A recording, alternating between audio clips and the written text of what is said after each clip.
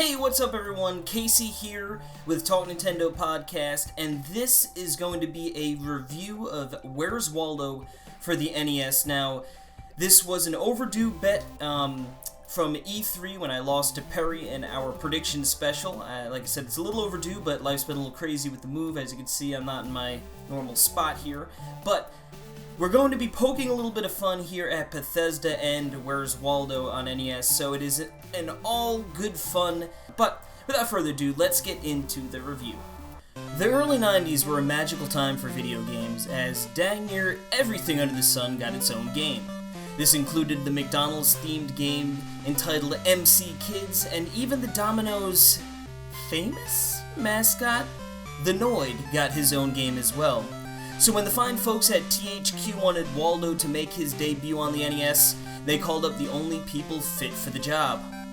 Before Elder Scrolls and the Fallout series, the now world-renowned Bethesda Softworks were put to the task to make Where's Waldo for the Nintendo Entertainment System. The first thing you'll notice upon firing up this bad boy is the wonderful score, but don't get too used to it. You'll only be treated to the sweet sounds and tones while on the menus or in between stages, as Bethesda elected to not distract the player while looking for Waldo himself, which of course is the meat and potatoes of this game. Although a surprisingly long time of your gameplay will be as Waldo painfully walks from stage to stage. I suppose Bethesda has a history of long load times, but they just happen to materialize a little bit differently in yesteryear. There are 4 different options to choose from: practice, easy, medium, and hard. Practice has no timer, but not every stage is available to you. Easy gives you 10 minutes to clear every single stage.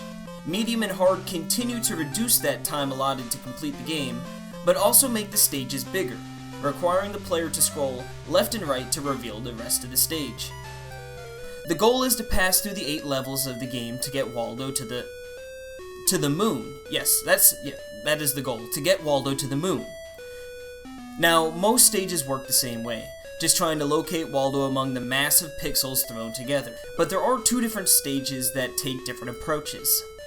In the caves, it's dark, and you must wait until Waldo reveals himself, walking around, similar to the alien from Signs back in the day. Then, when you click on him, you'll actually take control of him and walk him out of the cave, which is definitely a bit strange compared to the rest of the game.